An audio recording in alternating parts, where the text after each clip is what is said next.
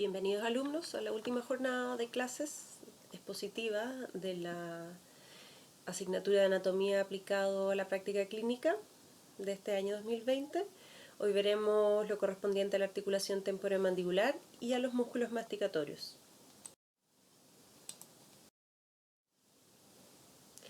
La articulación temporomandibular, o ATM, es una articulación, primero que todo, de tipo sinovial y a la vez bicondilia. Se trata de un conjunto de estructuras que, funcionando armónicamente o interrelacionadamente, permite una relación anatómica y funcional entre el hueso temporal y el hueso mandibular. Esta articulación entonces permite realizar los movimientos mandibulares, como ya sabemos, y en consecuencia todas las funciones del sistema estomatognático, que son la masticación, la fonoarticulación, ¿ya? Incluida también la respiración. Esta articulación es del tipo bisagra modificada. Bisagra porque permite un movimiento rotacional y además permite un movimiento del tipo traslación. Entonces, por lo tanto, se trata de una articulación gínglimo-artrodial, como aparece en la diapositiva. Gínglimo debido a su movimiento rotacional, que sería el tipo bisagra, en un solo plano, es decir, apertura y cierre, ¿ya? Y artrodial por permitir los movimientos de traslación.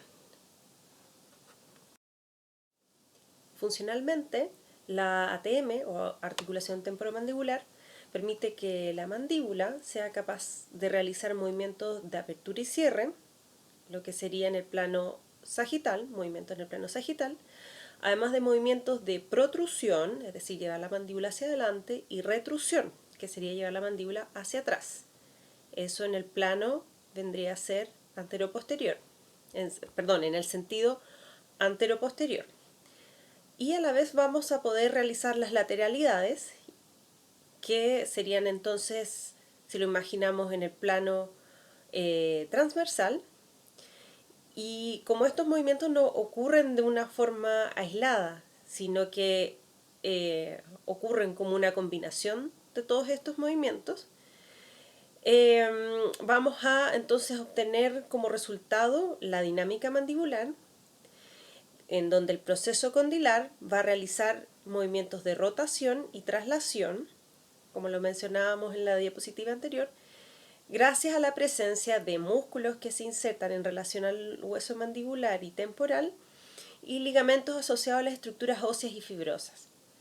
Es decir, yo les voy a aquí destacar con el puntero, en una fase temprana de apertura mandibular, vamos a ver que tenemos una predominancia de un movimiento del tipo rotacional del cóndilo respecto al compartimento inferior, ¿ya? Que ya veremos más adelante de qué se trata, con una leve traslación, y posteriormente a eso, como en la fase tardía de la apertura mandibular, el cóndilo se va a trasladar acá en la cavidad glenoidea y se va a enfrentar con el disco interpuesto a la eminencia articular del temporal, es decir, se va a deslizar respecto a esta superficie y va a descender y se irá también hacia adelante, ¿ya? Es decir, habrá un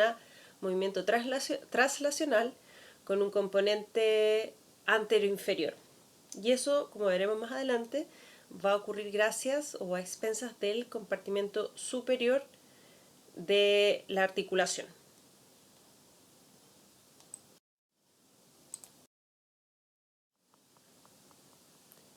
Tal como mencionamos, entonces en la diapositiva anterior debemos recordar que la articulación temporomandibular se va a dividir en un compartimento superior, que es lo que vemos aquí destacado, y un compartimento inferior.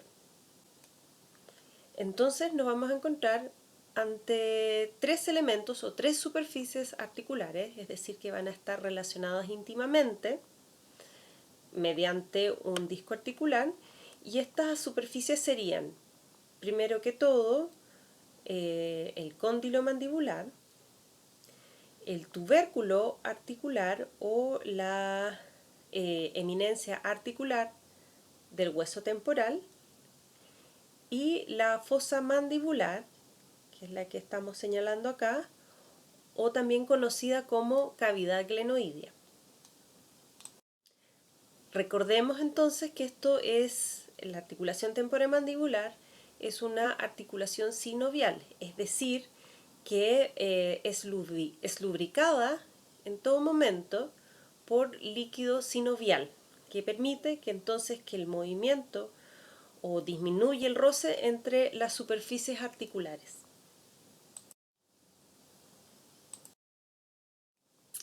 Dentro de lo que corresponde al componente óseo de la articulación temporomandibular, tenemos, por supuesto, el hueso temporal, vendría a ser la porción estática de esta articulación, debido a que no se mueve. Y aquí vemos destacado en rosado que esto correspondería a la porción escamosa del hueso temporal, que sabemos que es un hueso bastante complejo. Y vemos destacado acá que hacia anterior encontramos la eminencia articular del hueso temporal, o también conocido como tubérculo articular. A nivel intermedio, la fosa glenoidea. Y hacia posterior, la lámina timpánica o tubérculo postglenoideo. La superficie de este hueso, la superficie articular de este hueso, va a estar recubierta por tejido fibroso conectivo denso. Al nacer, la fosa mandibular tiene una morfología o es de características más aplanada y es poco profunda. Existe además un escaso desarrollo del tubérculo articular. Esto lo vemos en los recién nacidos. El proceso condilar de la mandíbula, a su vez, también es plano. Durante los primeros meses de vida, el tubérculo temporal, ya como vemos acá, recordemos que es esta estructura, y la superficie articular del proceso condilar, es decir, también de la mandíbula, se mantiene en plano debido a que la principal actividad del sistema estomatognático es la succión en los primeros meses de vida. Entonces ya cuando después tenemos una función masticatoria que es progresiva en el infante, el proceso condilar mandibular se va volviendo más convexo y la fosa mandibular se va adaptando y se va tornando cada vez más cóncava. Y esto se lo va dando la funcionalidad de esta articulación. Y a la vez también se va engrosando el tubérculo articular. Es decir, esta morfología finalmente la logramos cuando el desarrollo del esqueleto está completo y va en estrecha relación con la funcionalidad de esta articulación. Siguiendo con los componentes óseos de la articulación temporomandibular, la porción móvil o el hueso móvil, que es el que sufre el movimiento, corresponde al cóndilo mandibular, del hueso mandibular, y la superficie también va a estar recubierta por tejido conectivo fibroso denso, es decir, son regiones de la mandíbula y del hueso temporal que están especializadas y aptas para recibir roce entre superficies y, en consecuencia, generar movimiento.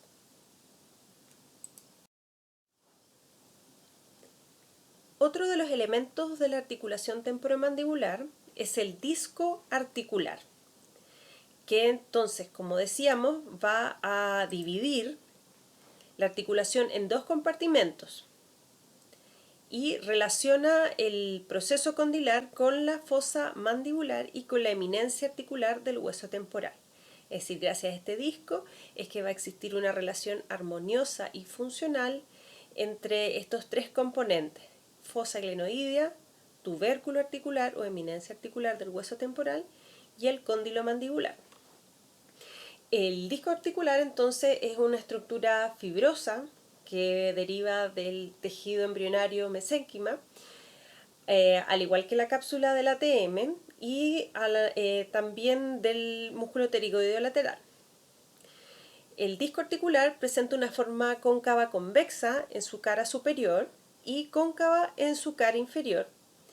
Entonces sabemos que esta morfología de este disco va a dividir funcionalmente en dos unidades diferentes. El compartimento supradiscal es móvil, libre y deslizante y por lo tanto permite un desplazamiento, mientras que el infradiscal o compartimento inferior efectúa el movimiento de rotación. Y en todo momento el disco articular participa de estos movimientos y a la vez puede realizar movimientos propios independientes de las estructuras óseas gracias al tejido fibroso que lo constituye.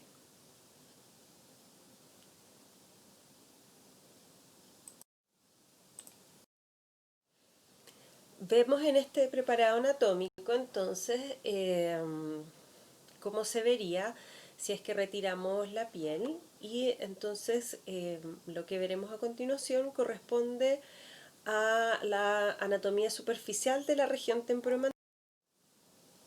La primera capa, primero que todo, tenemos la fascia del músculo temporal, que si la retiramos y vamos bajando o vamos profundizando, nos encontraremos con la cápsula de la glándula parótida, que a la vez en su profundidad se va a insertar en el proceso estiloide conformando el ligamento estilomandibular, más hacia profundo la glándula parotidia y vamos a encontrar también inervación que corresponde a los ramos temporales, cigomáticos, al nervio bucal, mandibular marginal y el plexo cervical.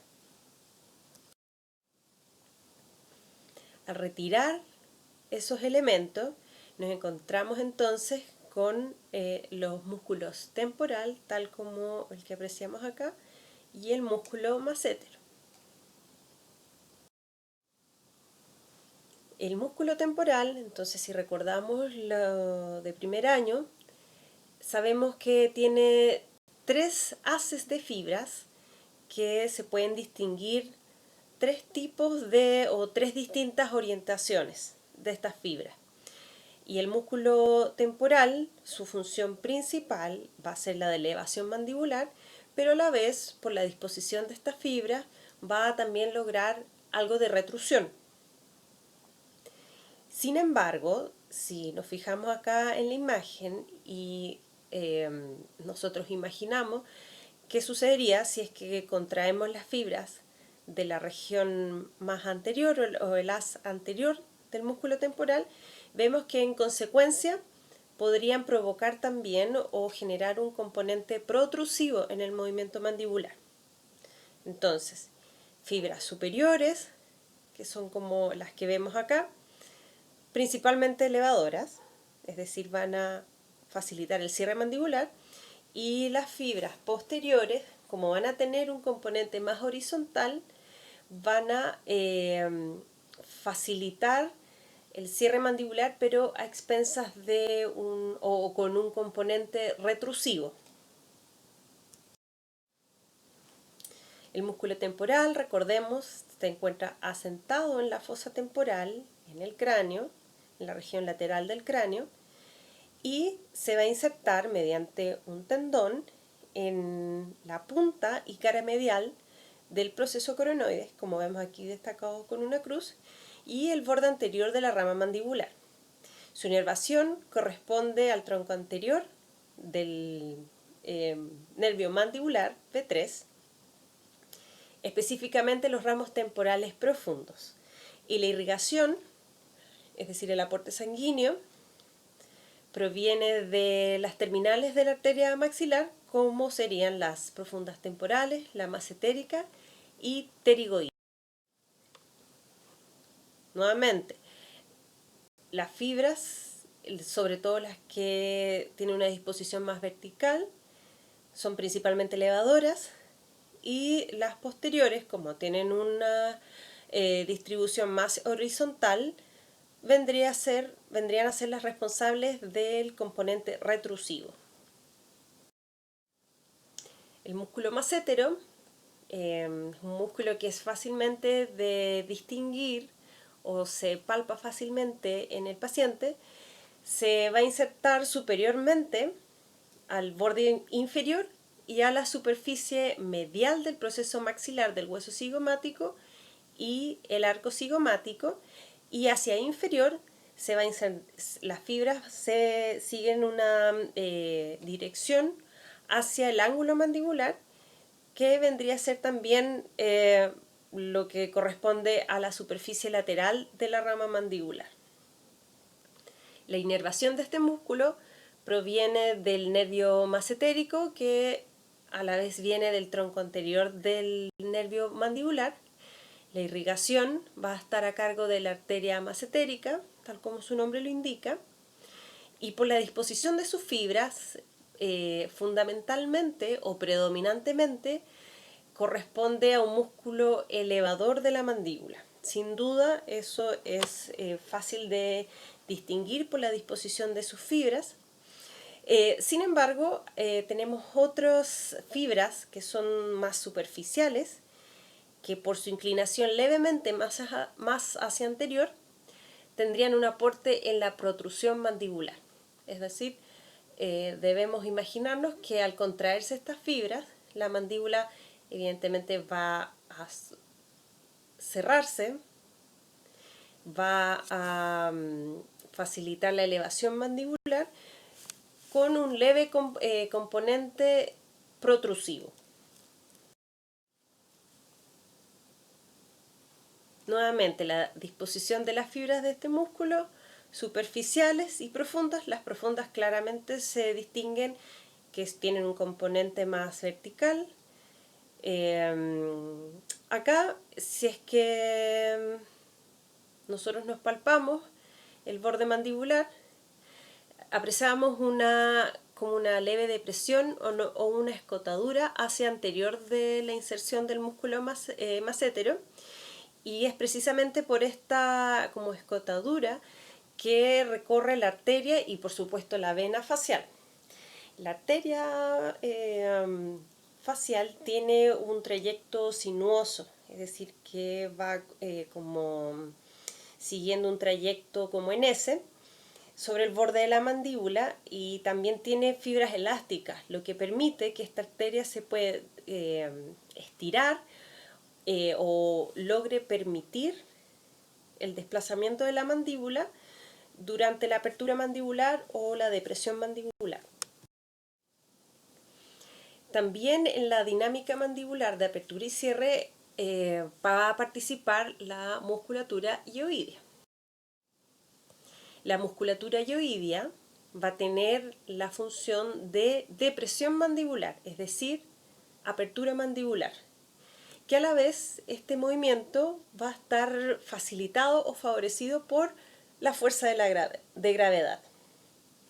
Los músculos suprahyoideos que participan acá son el vientre anterior del digástrico, con inervación del nervio mandibular, el músculo miloyoideo, que comprende o compone en gran medida lo que es el piso de boca, el músculo genioideo, el músculo estiloyoideo, y también va a haber participación del músculo platisma. Entonces, para que ocurra este fenómeno de apertura mandibular, o también conocido como depresión mandibular, el hueso hyoides debe funcionar como una especie de ancla, un punto fijo, y este hueso se va a mantener fijo en su posición gracias a los músculos infrahyoideos. Estabilizan el hueso hyoides durante la depresión mandibular y va a estar compuesto en superficial y hacia anterior por los músculos esternoyoideos y hacia profundo por el músculo tiroyoideo. También va a haber participación del músculo homoyoideo.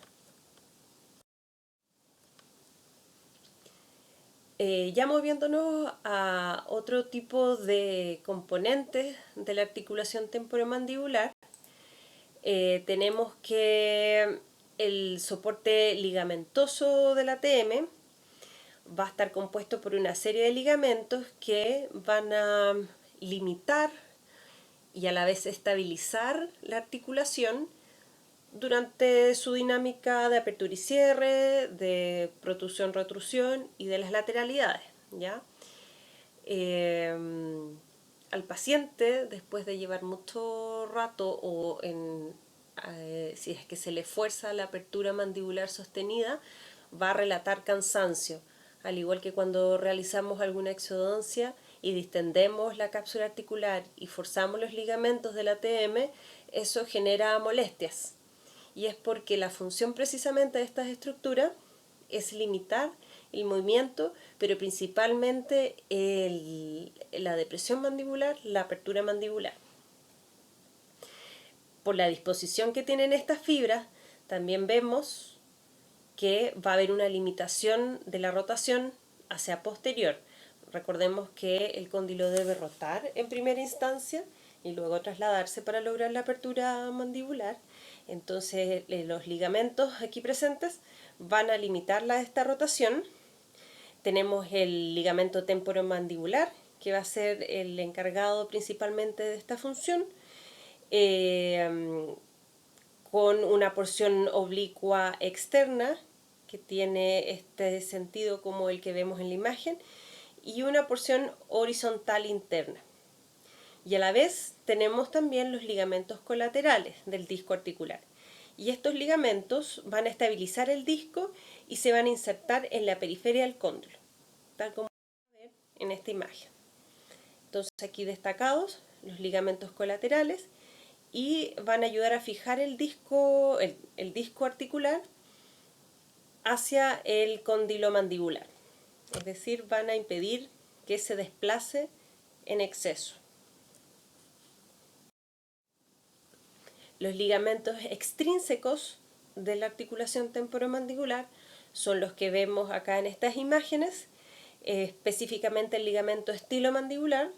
Nuevamente su función va a ser restringir el desplazamiento hacia anterior. Acá tenemos el ligamento estilomandibular. Entonces vemos que por la disposición de estas fibras va a limitar el desplazamiento hacia anterior e inferior de la mandíbula, es decir, la apertura, y una situación similar o un rol similar lo va a tener el ligamento esfenomandibular. Entonces, recordemos, funciones principales del soporte ligamentoso del ATM: limitar los movimientos, específicamente los de, o especialmente el de apertura. Y a la vez van a ayudar, como vimos, a estabilizar el disco dentro de la articulación, lo que va a permitir un movimiento o una función armoniosa de esta articulación. El disco articular, entonces, nuevamente, lo mencionamos, está compuesto por fibrocartílago, que es un tejido conectivo fibroso denso, y a la vez, afortunadamente, este disco tiene capacidad de remodelación. Ya vamos a ver más adelante una serie de situaciones en las que el disco ve alterada su funcionalidad y lo que en primera instancia puede presentarse como un ruido articular, a la larga y por su capacidad de remodelación permite que la articulación se adapte y pueda seguir funcionando. Al corte sagital, el disco en sentido anteroposterior se distingue en 4 zonas. La zona anterior, conformada por tejido fibroso denso; la zona media o de trabajo, que es la que se lleva como la peor parte porque es donde va a estar sometido a mayor fuerzas; una porción un poco más delgada y compuesta por tejido fibroso denso sin vascularización ni inervación; y finalmente una zona posterior que es tejido fibroso denso y la zona retrodiscal o bilaminar de tejido conectivo laxo con fibras elásticas y colágenas que a diferencia de las otras porciones se encuentran muy vascularizados y con abundantes fibras nerviosas. En la zona anterior se insertan fibras musculares pertenecientes al músculo pterigoideo lateral. La zona media, como va a estar sometida a gran carga, carece de vasos y nervios. De la misma forma que la capa fibrosa o fibrocartílago que recubre las superficies articulares del proceso condilar y de la fosa mandibular. Y esto es debido a que deben soportar gran compresión durante los movimientos de la mandíbula. La morfología de este disco entonces es del tipo bicóncava, es decir, tiene dos concavidades. Nuevamente distinguimos la parte central o la parte cóncava propiamente tal, que se describe como de 1 milímetro de grosor aproximadamente, una porción anterior de un grosor de 2 milímetros y una porción posterior que vendría a ser esta sería porción anterior, porción intermedia, porción posterior, que representaría aproximadamente 3 milímetros de grosor. Entonces, esta articulación va a estar protegida o va a estar recubierta externamente por lo que conocemos como la cápsula articular, que es más laxa que el resto de las estructuras, lo que va a permitir gran libertad de movimiento en el plano transversal.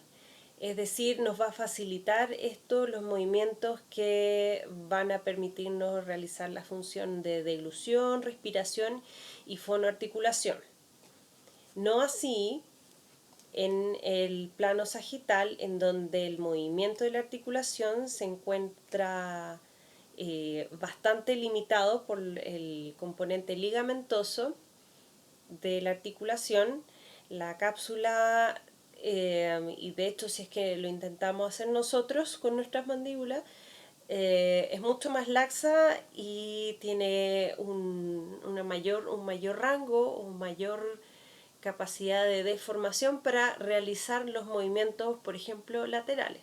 Recordemos que cuando nosotros masticamos o hablamos, fonoarticulamos y emitimos palabras, el movimiento no es puro en un solo sentido, sino que se debe o ocurre gracias a una combinación de movimientos, ¿ya?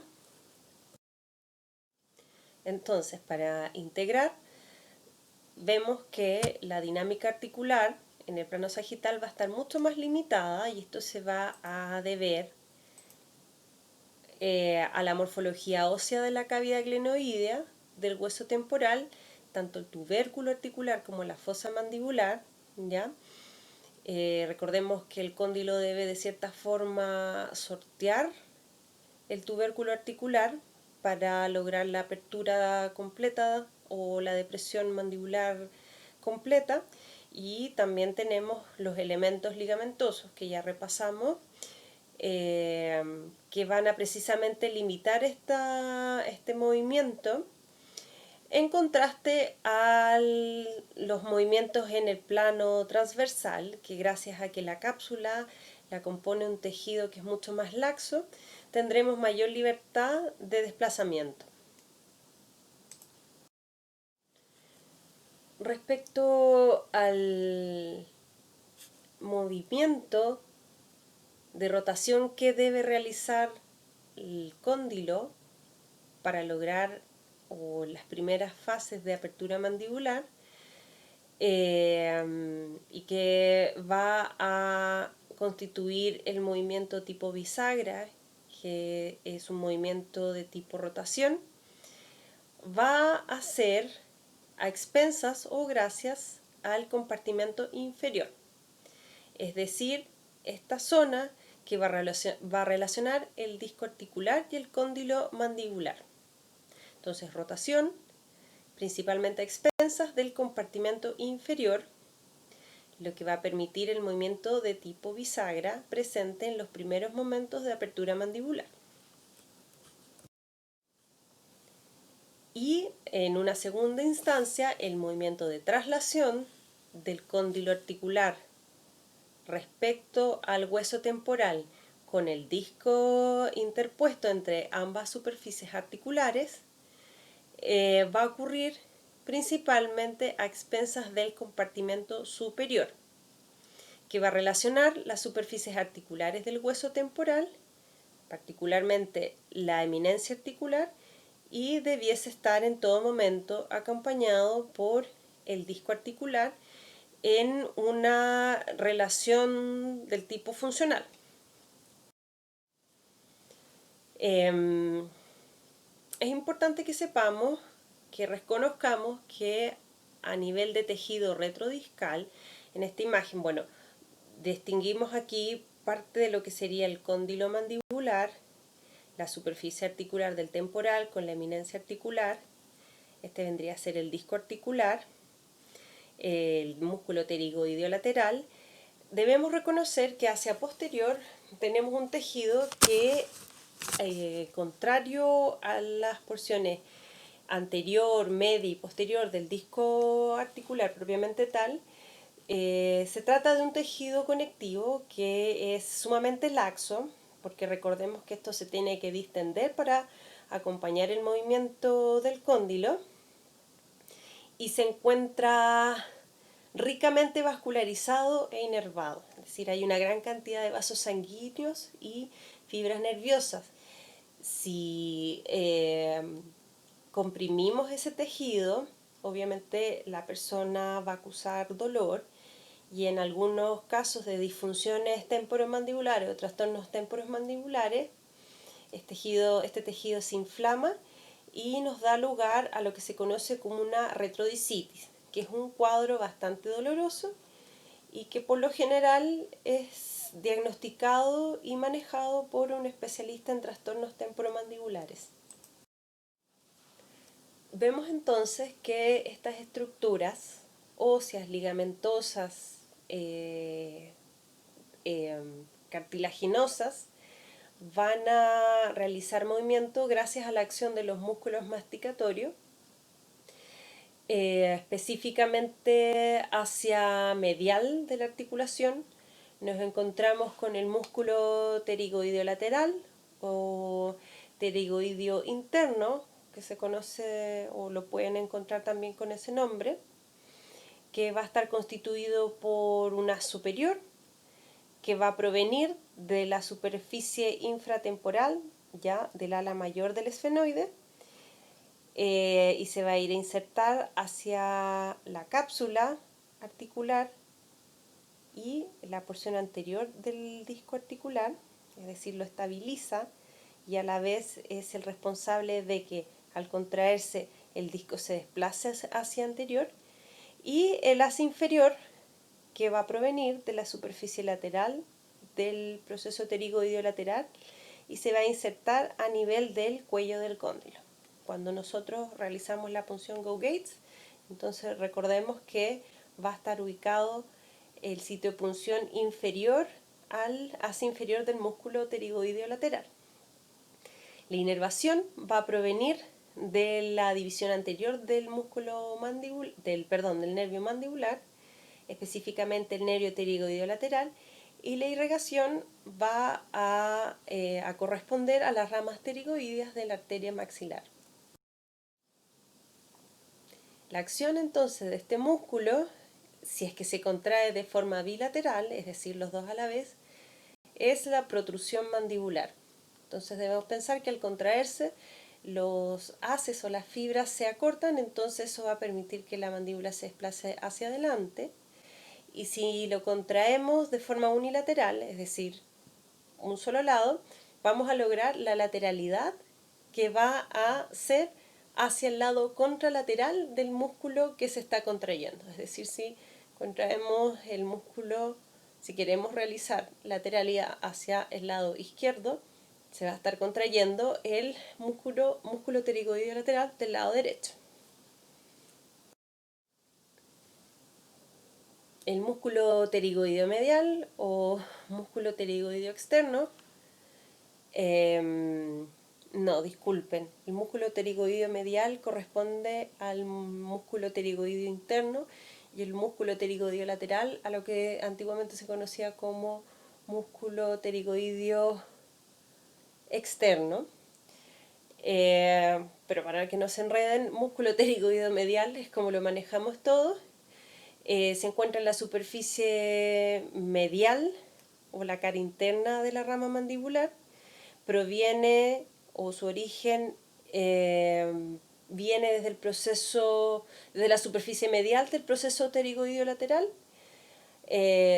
también desde el proceso piramidal del hueso palatino y también hay fibras que provienen, cuyo origen lo tienen en la tuberosidad del maxilar y se van a insertar hacia inferior en la superficie medial de la rama mandibular y con un componente hacia el ángulo mandibular, lo que junto con el massétero va a envolver o abrazar íntimamente a la rama mandibular.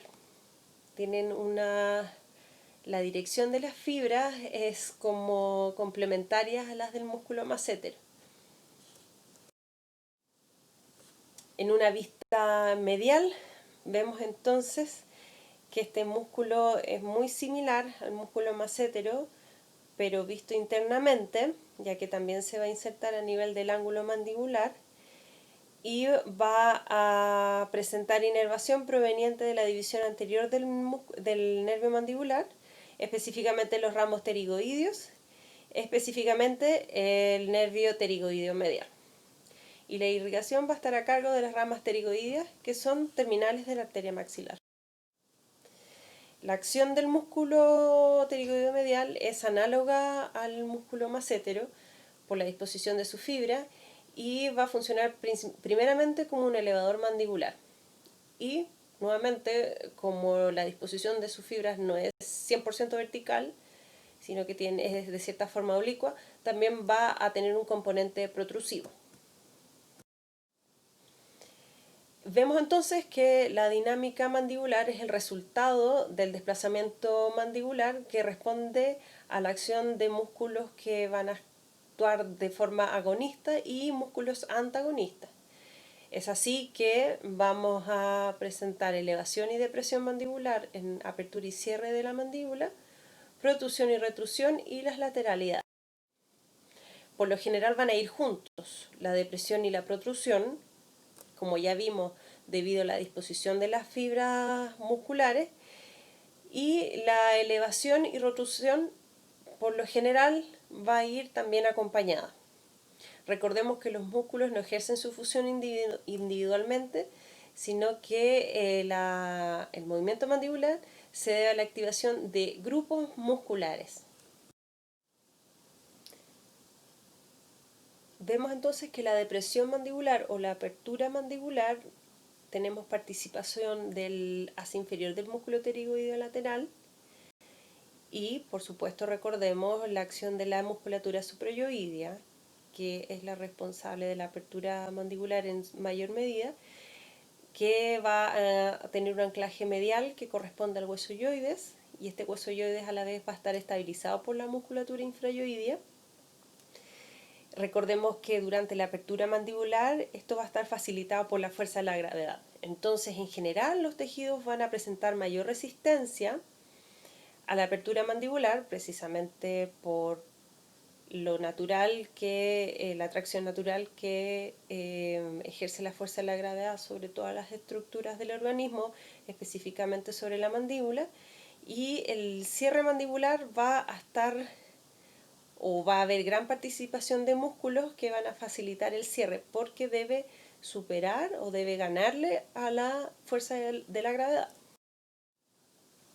A la vez, la elevación o cierre mandibular, entonces, va a corresponder o va a suceder gracias a la contracción concéntrica conjunta de una serie de músculos, como ya vimos, el músculo temporal, el massétero, el pterigoideo medial, y aparte va a tener algo de participación en la superior del músculo pterigoideo lateral, que recordemos que estabiliza el disco articular. Las lateralidades va a ocurrir gracias a la contracción unilateral. Recordemos que si contraemos el músculo derecho, la mandíbula se va hacia el lado izquierdo y viceversa. Gracias a este músculo, el músculo pterigoideo lateral, y también recordemos que el músculo temporal tiene una serie de fibras con una disposición más horizontal que también va a facilitar, o cuando se contraiga también va a generar un componente que va a permitir la lateralidad si es que ocurre de forma unilateral. Entonces vamos a ver a continuación un ejemplo en donde deseamos llevar la mandíbula, generar una desviación mandibular hacia la izquierda. Vemos que la mandíbula, para lograr esto, de cierta forma va a rotar respecto a un eje longitudinal que va a estar ubicado en el lado hacia donde se desvía la mandíbula. El músculo temporal con sus fibras más horizontales del mismo lado, es decir, ipsilateral, va a generar un componente retrusivo, pero principalmente se va a ocurrir este movimiento gracias a la contracción del músculo pterigoideo lateral contralateral. Es decir, en esta imagen, este punto amarillo con negro corresponde al eje longitudinal respecto al cual va a rotar la mandíbula. Vemos ejemplificado acá una desviación hacia la izquierda que va a ocurrir por una contracción del músculo pterigoideo lateral contralateral y también contracción de las fibras horizontales del músculo temporal ipsilateral. Vemos también que durante la lateralidad también va a haber una pequeña contribución de la contracción de las fibras superficiales del músculo massétero, porque recordemos que tenemos algunas fibras que tienen una disposición hacia anterior. Ellas también van a aportar en la protrusión que es necesaria para generar la lateralidad y a la vez algunas fibras del músculo pterigoideo medial. Recordemos que la acción mandibular ocurre como resultado de la acción conjunta y armónica de grupos musculares agonistas como antagonistas que van a facilitar la dinámica mandibular en los tres sentidos del espacio, lo que va a permitir realizar las funciones cotidianas. Ya más llevado a la clínica, conversaremos o revisaremos rápidamente, porque obviamente no es el objetivo de esta clase ahondar en los trastornos temporomandibulares, respecto a un tópico específico que probablemente ustedes lo hayan experimentado personalmente y de todas maneras le van a consultar muy seguido a sus pacientes en clínica, que corresponde a los ruidos articulares. Es decir, que cuando nosotros estemos realizando tanto movimientos, especialmente los de apertura y cierre, pero también las lateralidades, nos encontremos con ciertos ruidos o chasquidos o clics, como se les conoce, y pueden o no representar un problema. ¿Por qué digo pueden o no? Porque la articulación temporomandibular tiene cierta capacidad de remodelación o de adaptación funcional. Entonces, por ejemplo, si nosotros tenemos un ruido articular, pero solamente ese único hallazgo es el único signo, y no tenemos, por ejemplo, dolor, limitación de la apertura o limitación de la función mandibular, podemos decir que sí es un hallazgo especial, pero no corresponde a algo patológico en sí. Hay varios estudios que se han realizado que han visto que una gran porción de los adultos tenemos o presentamos ruidos a lo largo de nuestra vida, y esto se va a deber a desplazamientos discales, es decir, que el disco, debido a una deformación que puede ser producto de una sobrecarga articular o, por ejemplo, malos hábitos como onicofagia o también posterior a trauma, etc., se van a desplazar de su posición normal, es decir, recuerden que el disco articular debiese acompañar en todo momento al cóndilo mandibular en su trayecto de desplazamiento respecto a la eminencia articular del hueso temporal, específicamente interpuesto la porción intermedia del disco articular, y a la vez recordemos que van a haber ligamentos que en todo momento van a estar estabilizando este disco, y también va a estar la acción activa de las fibras musculares del músculo pterigoideo lateral. En ciertas situaciones, si este disco, o sea, es que se pierde esta relación íntima, nos vamos a presentar o nos vamos a encontrar con los ruidos articulares. Y, por ejemplo, vemos en esta imagen que hay una relación entre el disco y el cóndilo que podemos decir que es normal, y que a medida que el cóndilo se desplaza va a acompañarlo íntimamente y se va a interponer entre ambas superficies articulares y va a permitir que abramos y cerramos la mandíbula sin ningún problema. Pero ¿qué ocurre? Ocurre que a veces hay clics, y el clic o este como chasquido que podemos apreciar a veces fácilmente en clínica, disculpen, corresponde a una reducción del disco. Y eso es, ¿qué significa? Que el disco, si es que se encuentra levemente desplazado, disculpen, en algún momento, para permitir que el cóndilo se desplace a su posición terminal durante la apertura mandibular, va a como buscar reponer la posición normal, y en ese desplazamiento del disco va a ocurrir este clic. Entonces, por ejemplo, en el caso de un clic simple, tenemos aquí el cóndilo, partimos de una base que el disco se va a encontrar levemente más hacia anterior, desplazado hacia anterior. ¿Y qué pasa? Que cuando el cóndilo inicia el movimiento y pase a la fase de traslación, va a tener que sortear la porción más abultada, y por eso va a generar este salto o clic, ¿ya? Que puede ser simple, es decir, por ejemplo, solo en apertura.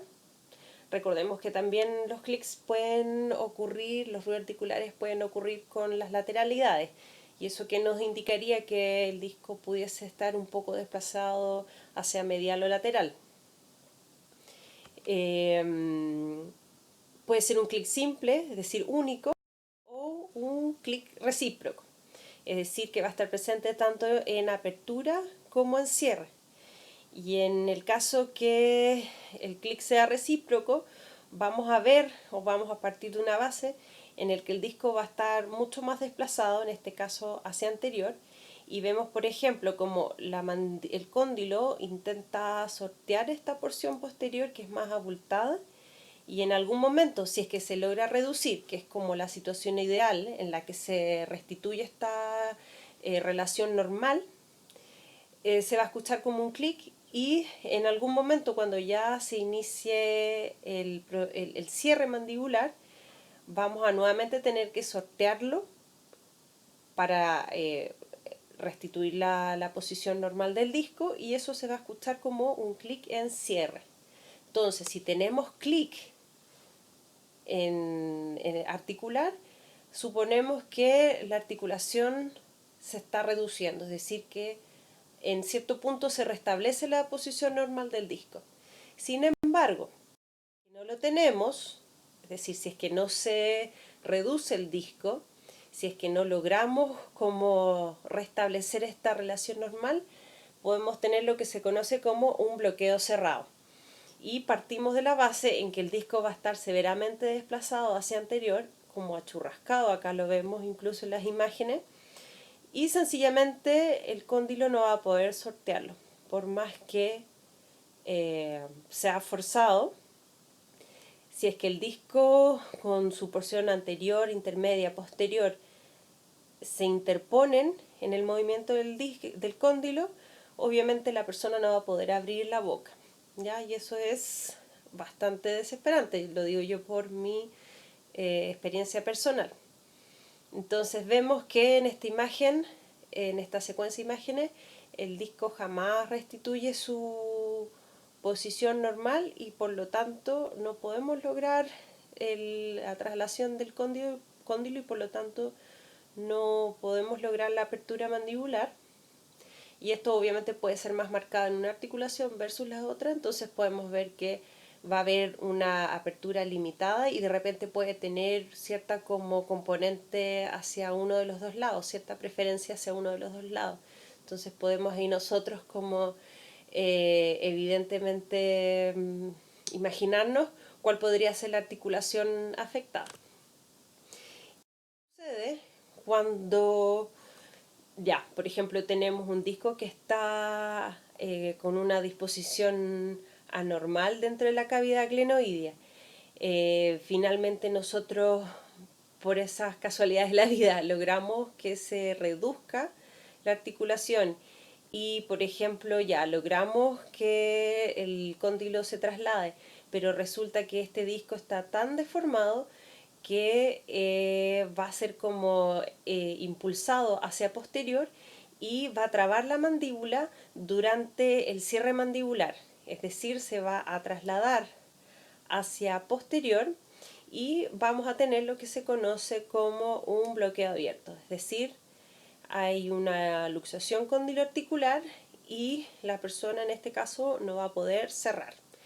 Y esto es particularmente frecuente, sobre todo en personas del sexo femenino, hiperlaxas o personas muy añosas en las cuales se ha perdido esta conformación como esta concavidad de las superficies articulares del temporal, es decir, estamos en una situación en que las superficies articulares son más planas, entonces se va a facilitar por una cosa de morfología el desplazamiento del disco hacia posterior.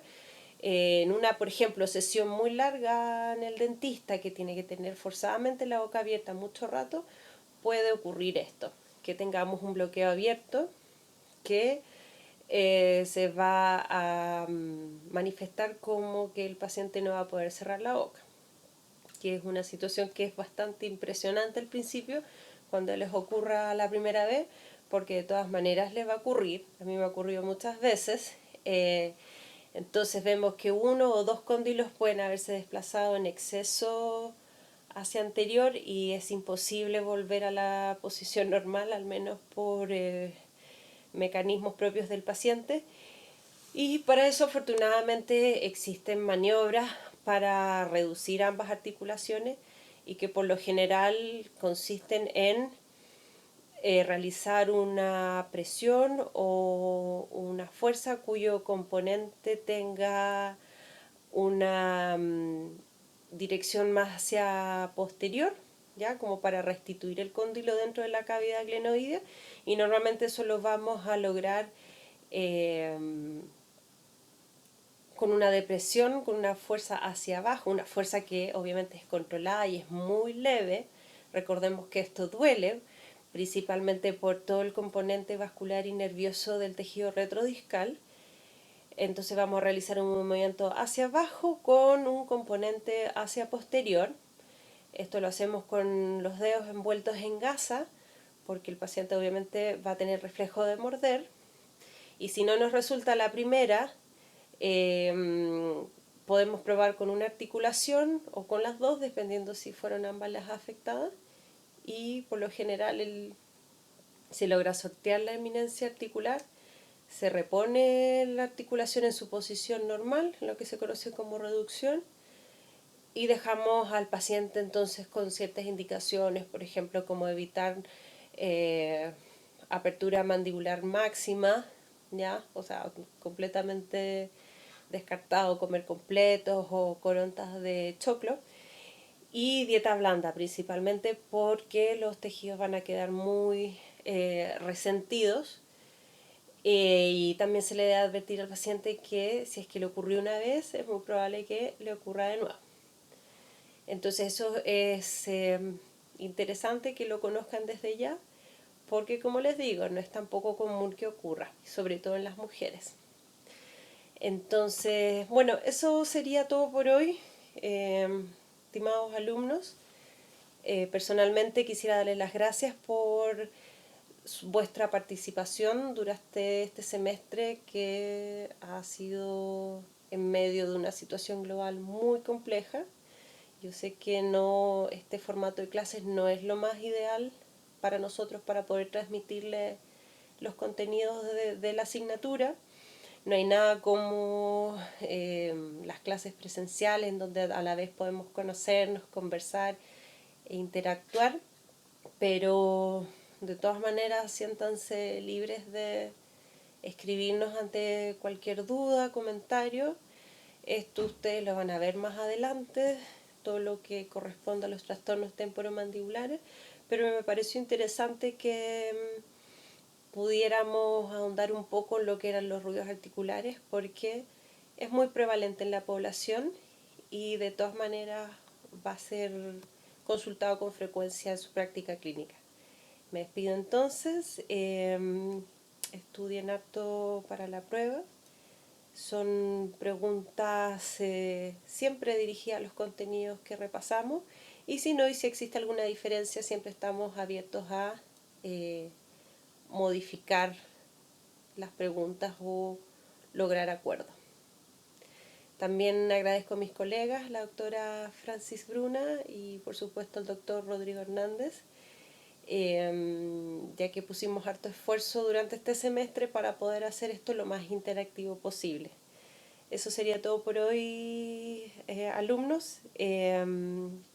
A continuación viene la clase de la doctora Bruna.